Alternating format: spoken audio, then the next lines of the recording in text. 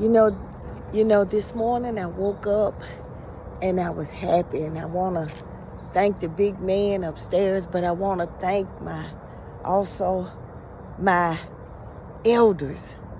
See, this morning I woke up and I had 2,000 subscribers. Wow. Now I ain't gonna call y'all subscribers. I feel like we family now. We 2,000 family members. See, I was on TikTok and I got 7,000 family members, but I said something that pissed TikTok off and it banned me.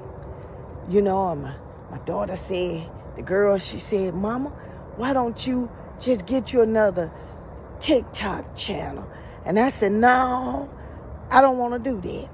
I said, because doing that and the way they're going to censor, the way Trump is taking over that type of media, it would never be the same.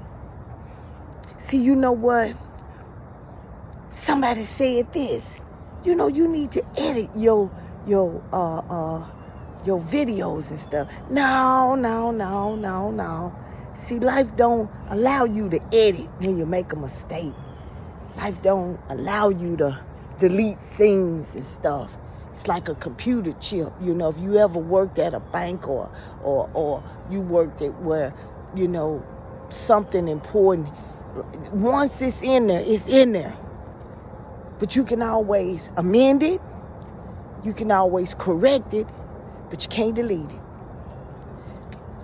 Yeah, so family, we gonna talk now about how we can heal from this. Now, everybody we know ain't gonna be the same. We ain't gonna be the same. I'm not the same. You know, I'm turning 60, and there's some things in my life. We just gonna be honest that I have to deal with. I'm dealing with a disability along with my diabetes, and you know, it's affecting me how I work, my gray hair affects me on getting a job, because too many people don't want to hire a gray woman, because see, I'm telling my age.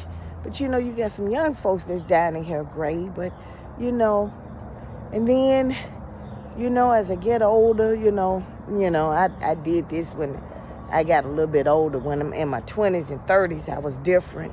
But you know, I read that as you get older, your body and life and your mind should change. Not for some people, it don't, but you know, it does for a few. We are not in the same realm of America no more. We're in a different America. And then after this, we're going to have to be in a healing America. We're going to have to be an accountability America. We're going to have to be a sympathy America. You know, you hear about what Trump doing recently. He told the homeless people to get out of Washington, D.C. He's trying to make a utopia but for who, I don't know. I guess it'll be an eyesore. I guess it'll be a hurtful situation to see some people homeless. Well, a lot of folks finna become homeless, especially after next year. And this, you know, we got to embrace that. We got to embrace it. We got to embrace it. So family, I'm gonna tell you something about me, what my elders have done to instill it in me. And that is that we as people, black, brown, even if you're not brown, you just coming into the light, is that life has to change us. Life would change with or without you. You know, as I get older and things in my life, my health becomes a big issue and stuff. And I'm finding myself depressed because I'm not always like this. See, back in the day, I worked Back in the day, I did things. I exercised. I did all of this stuff. I was very active in the community. See, that's one thing that I did, and I took very, very passionate about. It's my community. See, I just didn't get on social media and start talking about how bad things are. That's like some commentators do. They get on there and they talk about how bad things are and why you shouldn't vote and why your community is such a disarray and you should hate this person and stuff. You know what I learned? That if you use your enemies like you use your friends, things will get along real good. I remember when I lived in Memphis, and there was a trustee. He was a Republican. He sure was. David Lenoir. He was the sweetest man I ever met, but he was a Republican. And I'm a Democrat. He knew I was a Democrat. And he invited me to one of his events, fundraiser. And I went. Oh, the food was so good. Oh, goodness. They were serving. They didn't have a cash bar. They had an open bar. I was in my late 20s, early 30s then. Oh, I went to that cash bar, that open bar. And I just, oh my goodness, I got me one good drink.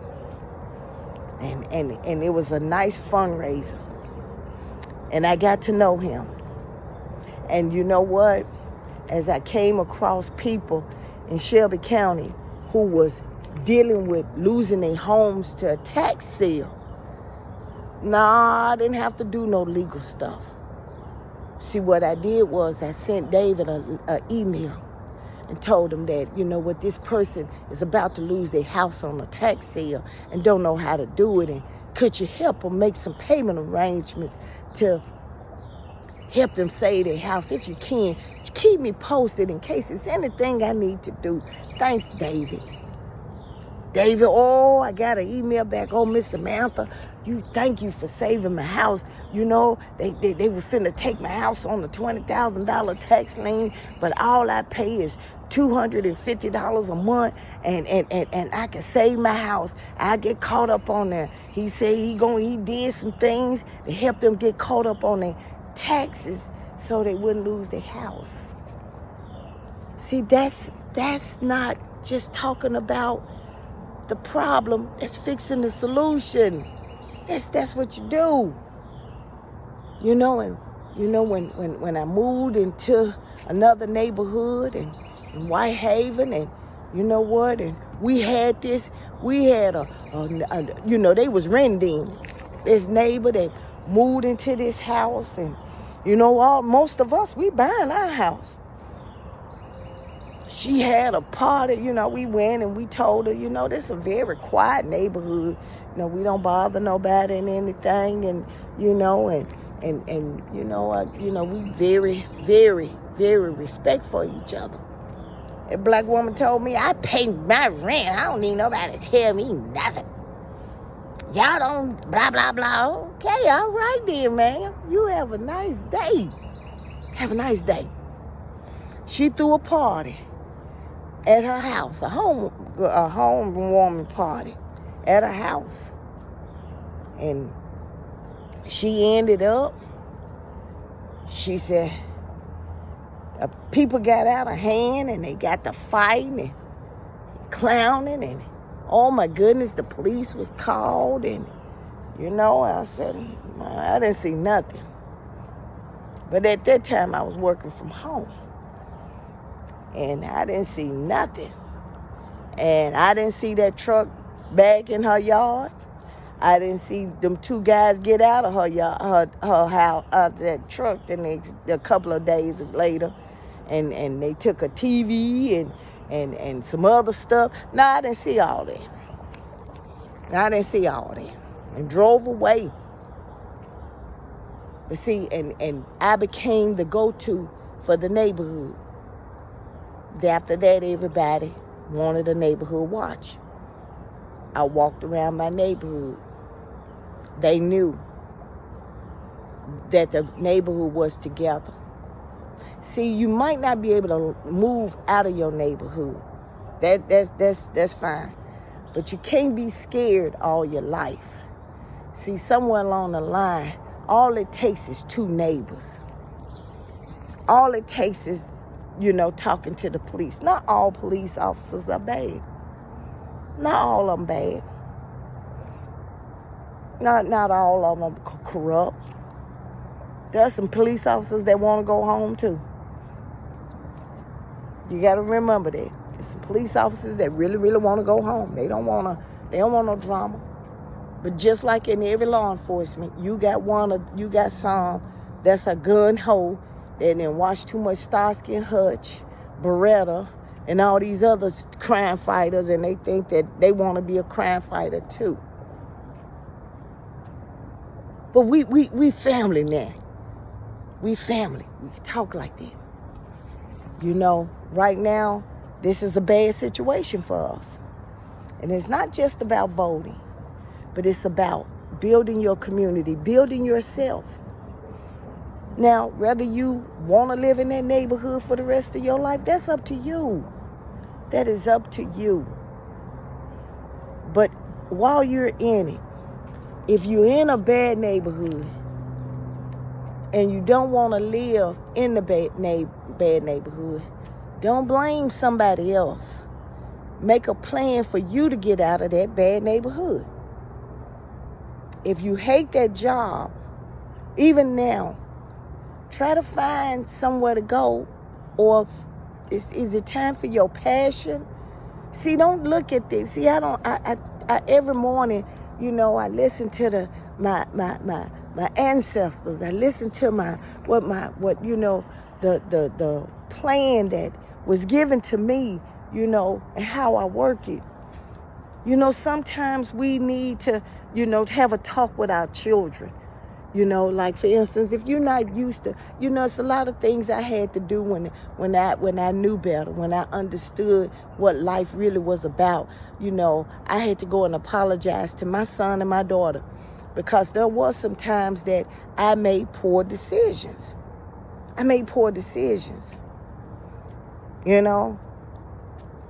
It was some times when I thought that voting for somebody or doing something for somebody was going to help the economy, was going to help things going out. And then I found out that, what they was all about, games and stuff like that. They really wasn't into that. And when I did, I learned that, I can always fix a mistake. As long as I got breath in me, I can correct a mistake. Now see, this is where it gets deep in. Because we have to realize now that what is going on in this world, in our country, is affecting the world, and it's affecting us. It's affecting us mentally. It's affecting you physically. Even if you don't say or do anything, it's affecting us financially. It's some butter, Irish butter that, you ought to use that. It's good for steaks. Oh, my goodness. It's good for sauteing. It's some Irish butter. And it was $9 and some cent. 4-pack. It's some very expensive butter, but it's $9. Well, if you go to Costco, it was $9. And I was, I said, goodness gracious. It's better than that dollar something. The dollar butter that you get, but it's $9 and it was good. And then it went up to $10.92. Now it's at the $12.92. See, them tariffs is kicking in. See those things that was promised, it's not being fulfilled. Because see, people can deal with other stuff, but when they can't feed their family, when they can't pay their house note, their utility bills, when these bills start really going up, when my insurance is going up, my auto insurance, when things start going up, it stresses people out. So, my family, what do we do? Because I could sit here now, we could talk about it all day long. We could say, hey, yes, I agree with you. But now what do we do? What do we do? What do we do?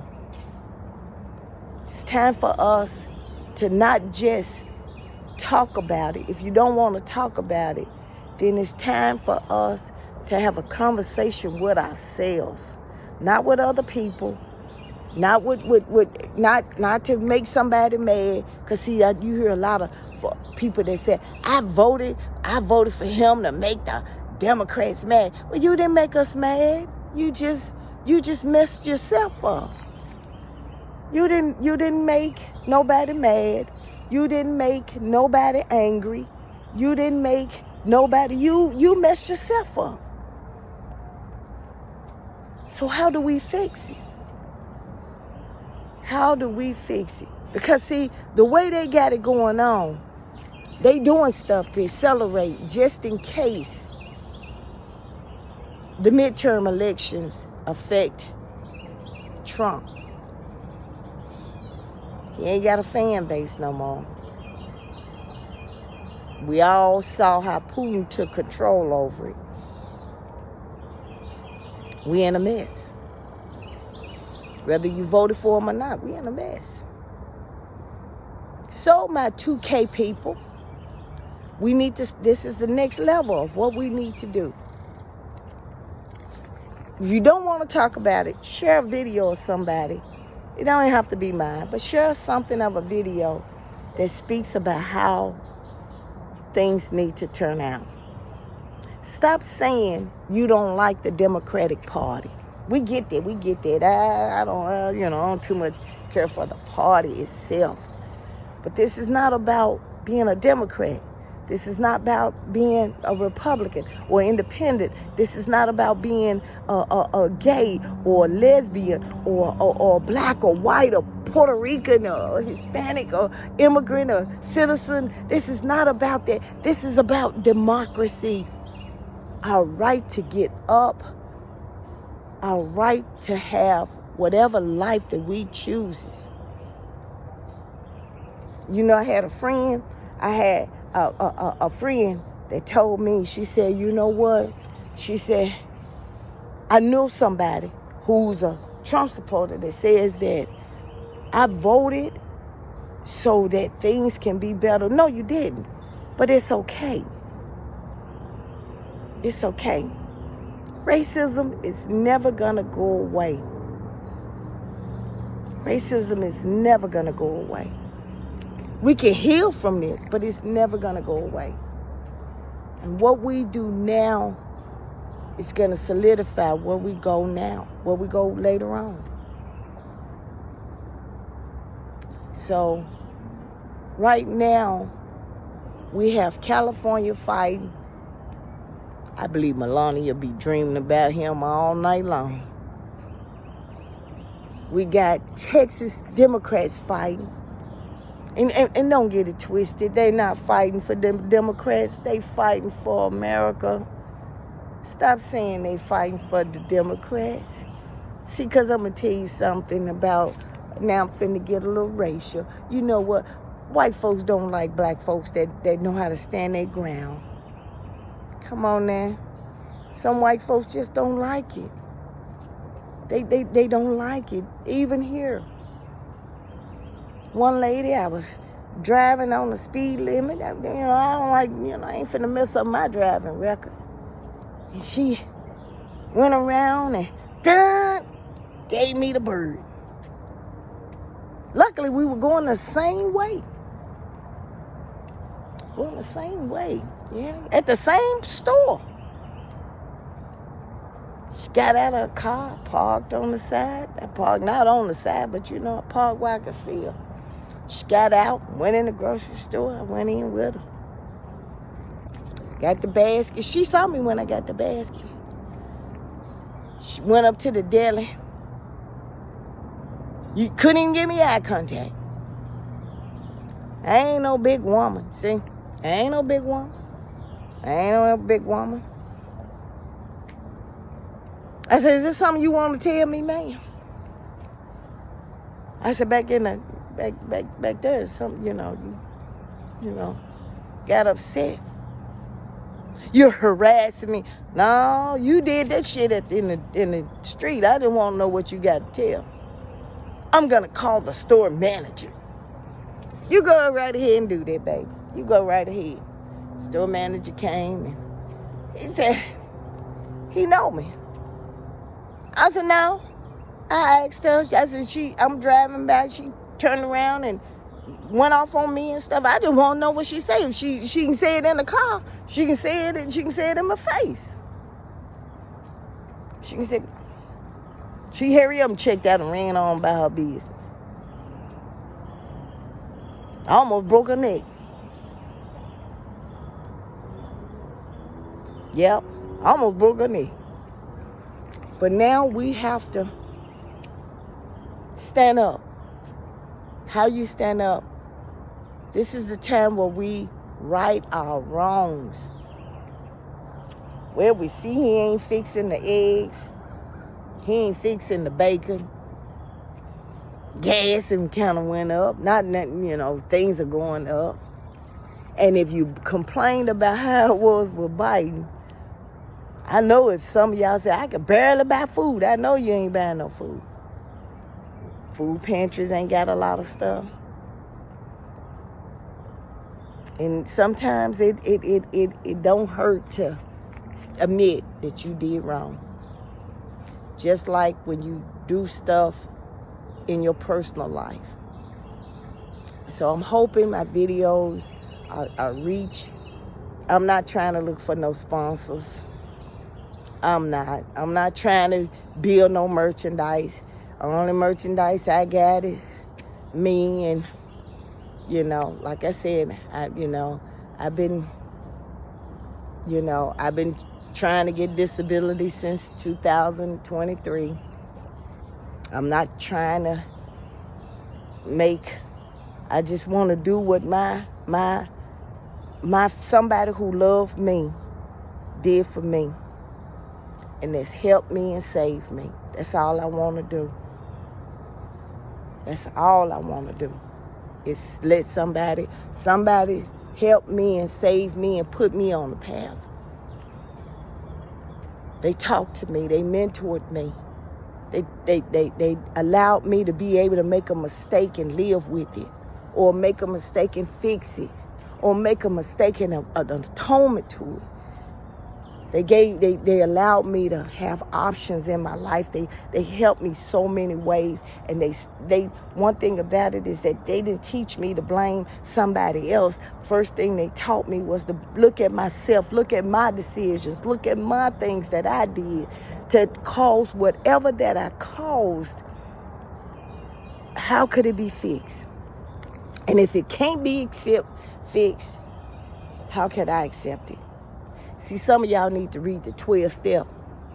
Don't matter if you've been an alcoholic or not. That's one of the best books written, 12 Steps. And no, you don't have to have an addiction to read it. Read it. Because it teaches you to accept change, to make changes in your life that you can, and accept the ones you can't, or the ones that you damage. And move on. And be at peace. And learn to say forgiveness. And learn to be kind of slow to anger. Because we don't know what everybody, we finna see things as they really are. You finna see people as they really are. Yeah. Like I touch my nose all the time because, allergies. But that's what we need to do. But once again, I want to thank you guys for giving me my 2K. I love you guys. We family now. We family. We are family. We are family. I can't give you I give you half a heart. Anyway, and I want to thank you guys and just thank you. You made my day today. Thank you so much.